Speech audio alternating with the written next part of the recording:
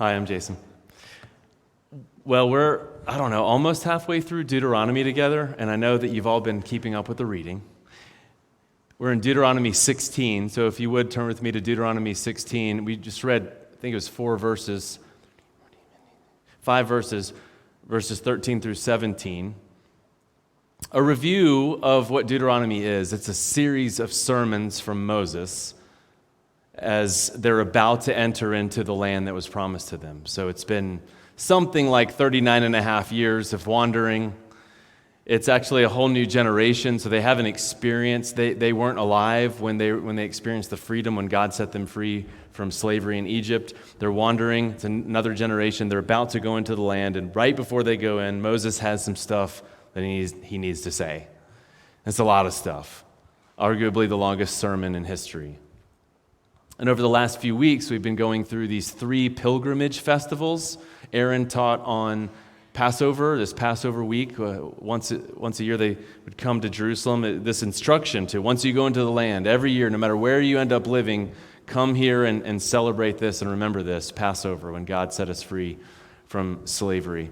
And then last week, Josh taught on weeks, these counting the weeks off, and this remembering when God spoke his commands at Mount Sinai, sometimes called Pentecost, which was fulfilled in the book of Acts chapter 2 with the giving of God's Spirit on the same day when he gave his words from the mountain. And then today we're going to talk about the Feast of Tabernacles. Amen. Feast of Tabernacles. And this word, Sukkot, it means booths or tents or like a covering. And sometimes it's translated as or thought of as the Feast of Ingathering. And so it's everybody getting together, and for a week they would live in these booths. And so I thought, at the very least, I was going to set up a canopy today, and it was broken, and we couldn't do it. So at the very least, we can do the ingathering part. So here we go. Give you a moment to collect yourself. I'm going to ask everybody to come together. Can we all come together and have an ingathering?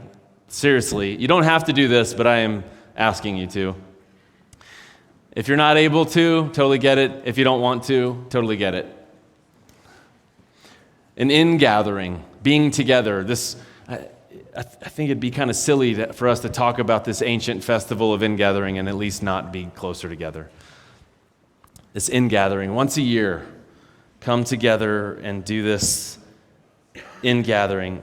And what this ingathering was living outside for a week. The Feast of Booths, or Sukkot, or Tabernacles.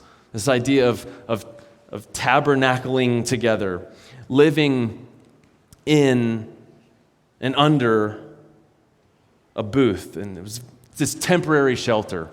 And in some ways, this is really just an agricultural thing that was already happening. What farmers would do in the middle of summer harvest, you go further and further and further into a field and harvest, and that's your livelihood. Well, the further you get, you're like, well, we might as well just stay out here because if we have so much land.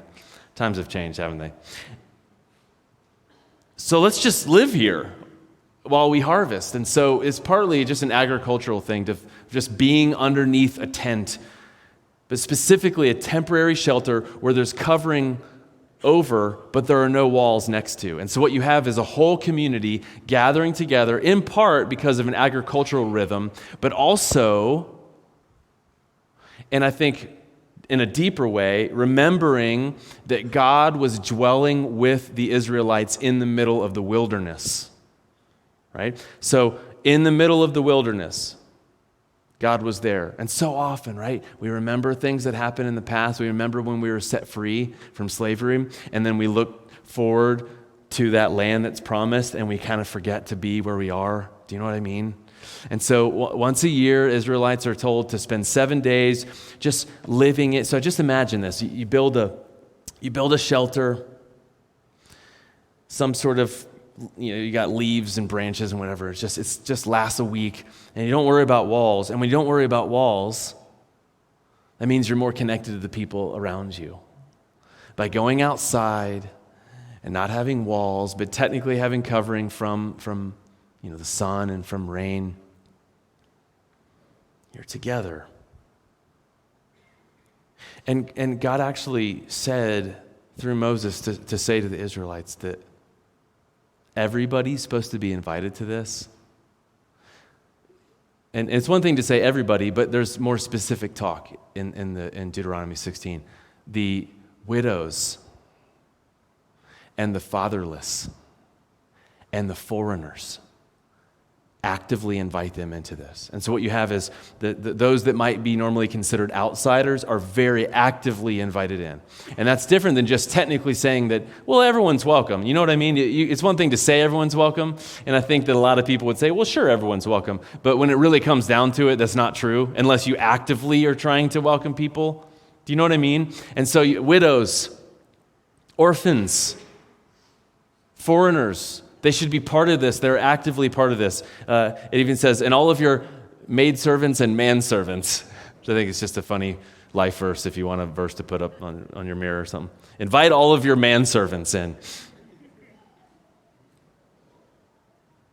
And so really two main points. The first is quick, but I think it's very important, and there's a lot of thread of this in the scriptures. And as followers of God through Christ, we cannot ignore a strong focus in the scriptures of a love and an active involvement, an active invitation, an active love to widows, to orphans, and to foreigners. There's a lot of it in Scripture. And not only is there a lot of it as command and as the best possible way to live for a community to live, in the book of Malachi, chapter 3, verse 5. Malachi 3 is oftentimes the chapter that people use to guilt people into tithing. But there's so much more to feel guilty of if you read Malachi 3. And God says, I will come and put you on trial. Okay, brace yourself. I'm going to put you on trial now.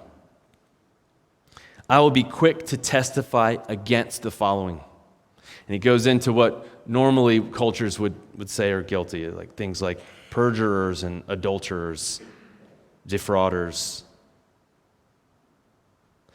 But God says, I'm going to put you on trial, and I will quickly testify against those who oppress widows and the fatherless, and those who deprive foreigners of justice.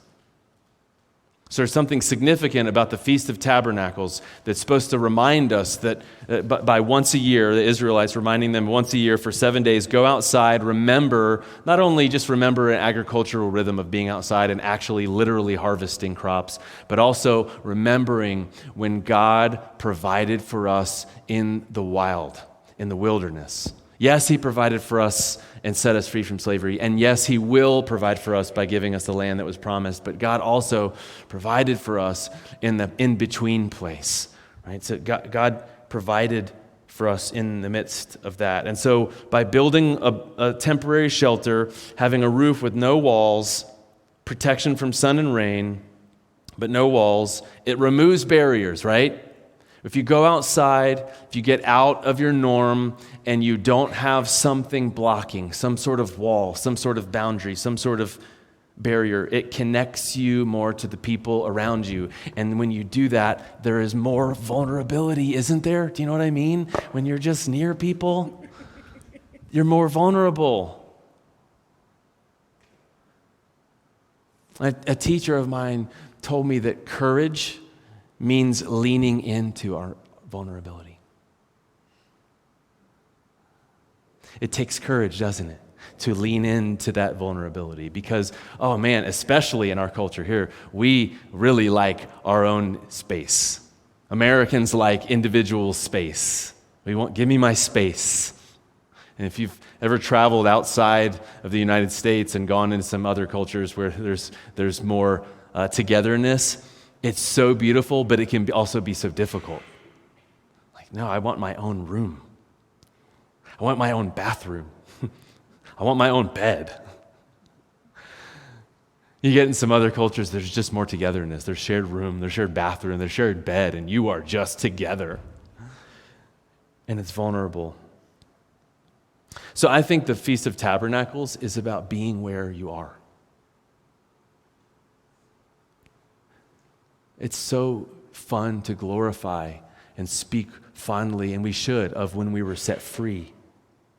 And it's so good to look forward to something later. But life is actually just now.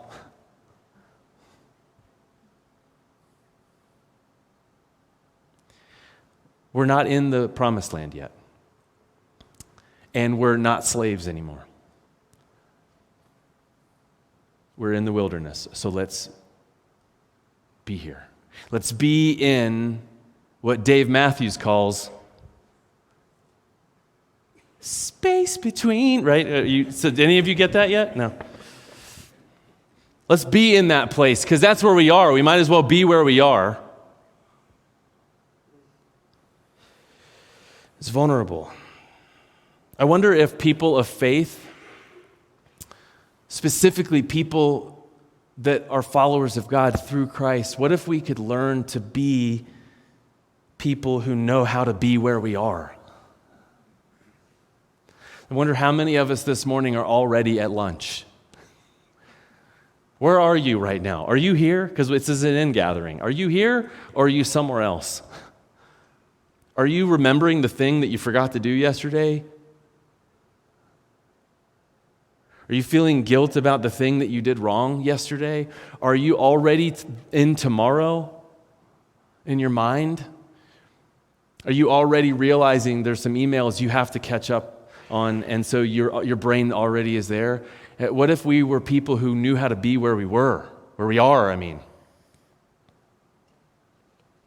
Right? Not next year, not last year, not remembering how great last summer was, not looking forward to next summer, but just being here.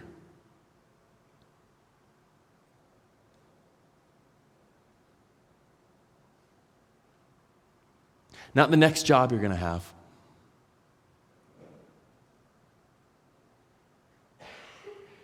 Just where you are now.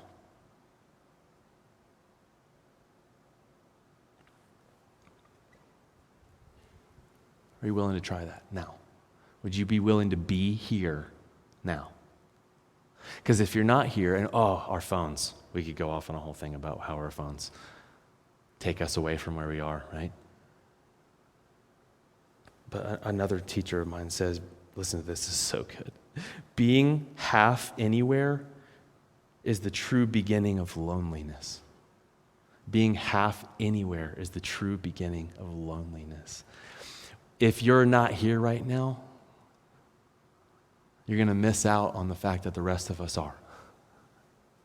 And if you want to be somewhere else, you're not actually going to be there because you're here. And if you won't be here when you're here, you can't actually be there. You're not there, you're here. And so if you're trying to be there when you're here, you're half not here, and it's lonely. So let's breathe together. We've been doing this more and more on Sundays. Let's breathe together for a moment, and to breathe together now.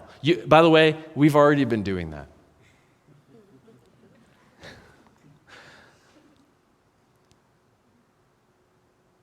But just being more aware of it brings us together. Did you know that you've been doing that your whole life? You don't even have to think about it. But something happens when you think about it. You're made more aware. So if you would, be more aware for a moment. Be here now. So much so here now that you are present with yourself, present with your own breathing.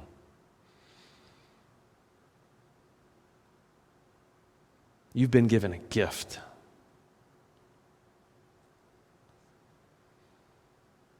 You didn't earn that breath that you took. You did not make it happen so that all the stuff happens in your body that happens when you breathe that in. You didn't make it, just is. Be here now.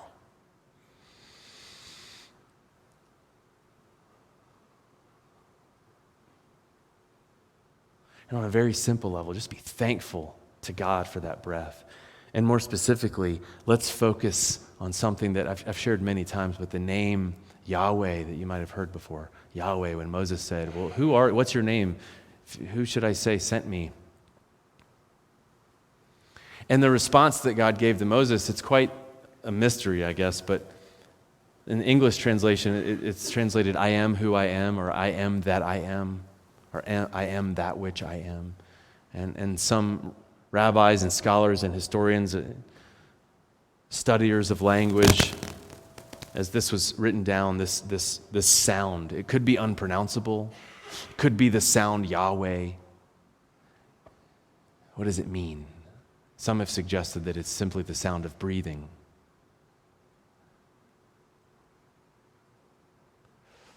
And maybe you've heard the sound Jehovah before, and it almost kind of sounds like Yahweh, but different. There's a lot of reasons to that. But one way to break down this Yahweh word is Yah, Hava. And Hava means to be. Like, who are you, God? Where are you, God? When are you, God? And God's response is, I am. God knows how to be here. God is always here. God is the always existent one.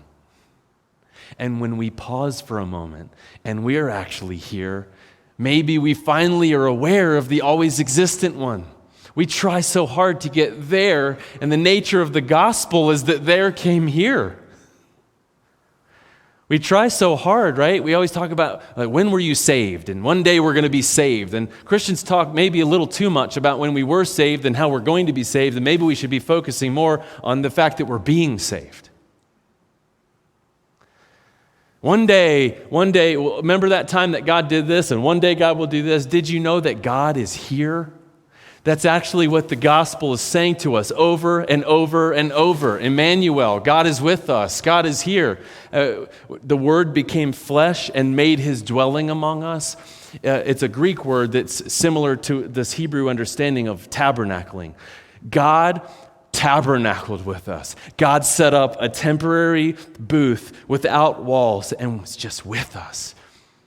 And then went inside and said, I'm just here. I'm taking up residence. I am with you. And I wonder how it makes God feel, although I don't think God ever gets intimidated, but I wonder how it makes God feel when God went out of His way to say, I want to be with you. I am with you. I simply am. And I want to be with you. And we just say, remember that time that way back then, and one day this thing's going to happen? And God's like, yeah, that's fine, but I'm here. I'm here. I'm here. And when we breathe, we're made more aware of that. And so let us be present with the ever-existent one and realize that we are made to always be like that, to exist in the present, to exist in the now. Listen to this paraphrase of the words of Jesus. This is a paraphrase, so it's from the Message. Give your attention to what God is doing right now. Don't get worked up about what may or may not happen tomorrow. God will help you deal with whatever hard times may come up. So where are you at? Where are you? Are you in the yesterday? Are you worrying about this? Are you feeling guilt and shame about the thing that happened?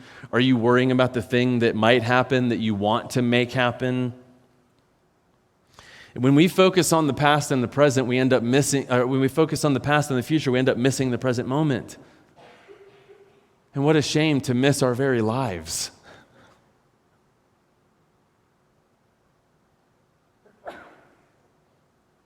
There's a book I want to recommend that focuses on this. Classic. It's a rich, dense read, but it's a pretty thin book, and it's called The Sacrament of the Present Moment. Classic book, The Sacrament of the Present Moment. So you're a note taker and you like to read books. The Sacrament of the Present Moment. Jean-Pierre de Caussade, I think is how you say Caussade.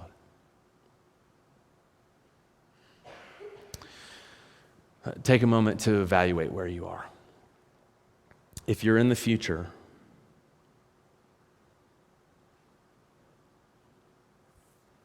here's what might be happening.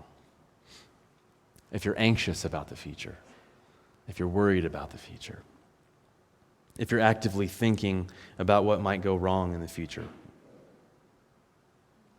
you're causing stress in your body based on something that hasn't even happened.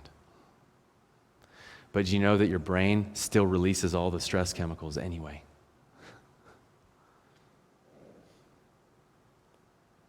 Therefore, if you're worried about tomorrow, if you're anxious about the future, if you're running through all the data of what might happen but actually hasn't happened yet, you are causing suffering in your own imagination. Because you know that thing might not even happen.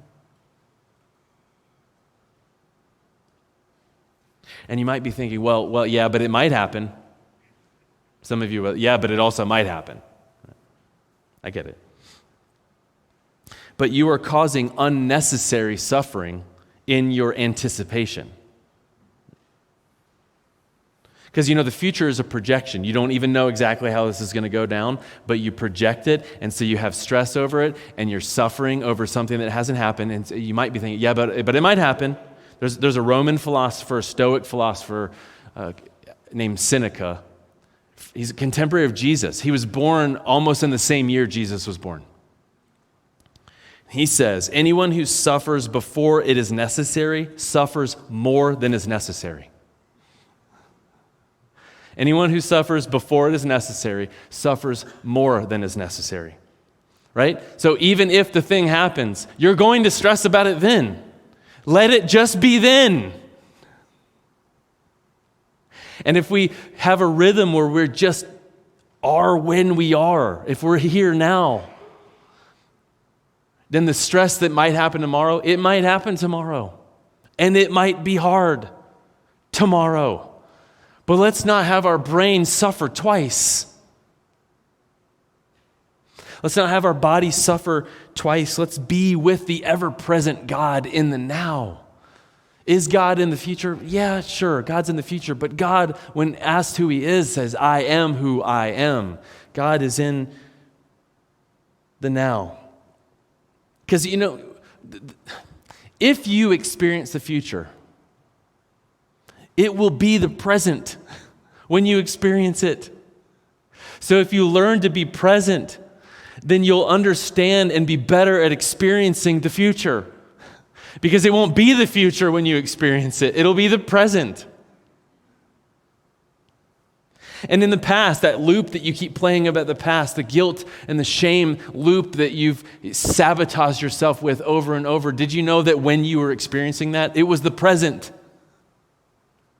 Did you know that really there's no such thing as the past or the present? Not really, because in the past we experienced it as the present. And if we are able to experience the future, we will be experiencing it as the present. So let's be people that are good at experiencing the present.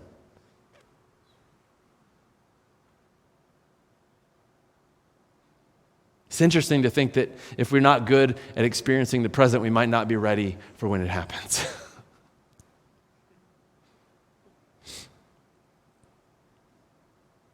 Why do we stress about the future, though? Is it because we're afraid?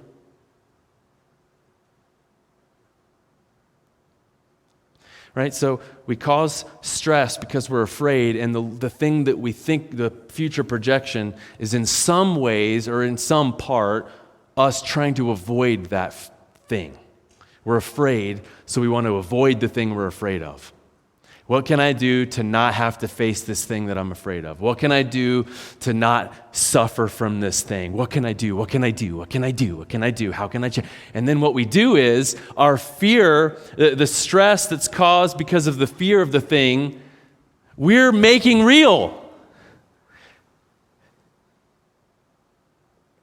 We're causing suffering in our attempt to not suffer.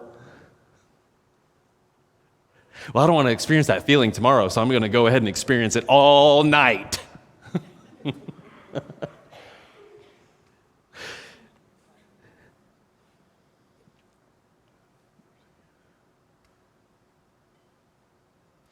Now is really all there ever is.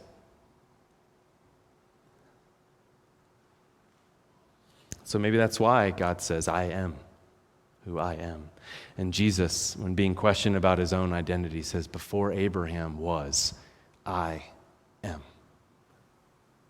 Very purposefully, strongly making a claim of his identity. But you see, my sisters and brothers, we are made in the image of Yahweh. We're made to be like Yahweh. And so as we are being made more complete in that image, we begin, and may you begin to realize more and more, and believe more and more, and have the courage more and more, as being vulnerable without these walls, to lean in to the reality that you are also who you are. And so when someone asks you, who are you or where are you, you can just say, I am who I am. I'm here. You are made to be like and made in the likeness of I am who I am. And so let's release the past. Can we? That's hard, isn't it? Doesn't mean that you're ignorant of it. Right? Because God still wanted them to remember that they were set free every year. But that guilt and that shame, that thing that you think about all the time in the past, could it be that you're just experiencing too much past and not enough presence? Doesn't mean that you forget, but is it too much? Is it too much past? So if you would, just imagine something right now. Maybe you think about something in your past that just messes with you. It's not ever going to go away. It's not that you're going to forget it, but would you imagine yourself taking that thing and just setting it to the side? Like it's the past. It doesn't belong in the present. It belongs in the past. It's there. It happened. It's there. And then that thing, you're like, how long is he going to go? And then do we have a song after this? Are we going to get over? And now we have... That's later. That's not now. Set it aside for a second. I'll wrap it up soon. Be here. The guilt and the shame, set it to the side. The projection of the future, set it to the side. And just be here. Present with yourself. You are breathing. We are here together right now. Would you be willing to be here right now? Because God is always here, right now. And sure, God is in the past and God is in the future. But you might be missing on the very essence of the gospel, of the good news. If you're always in the past and you're always in the future when God wants you to be in the now. Breathing with the one whose name is breathing. God is breathing with you right now.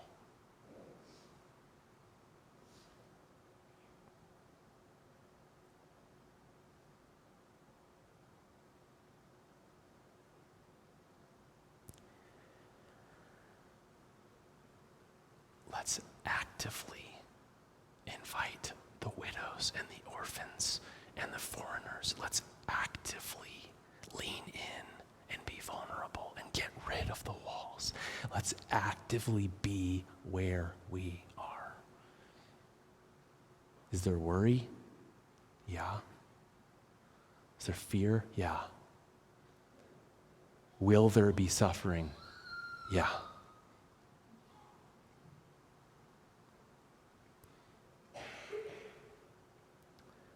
We were set free. One day we will be in the land. But for now, we're in the wilderness. So let's be here.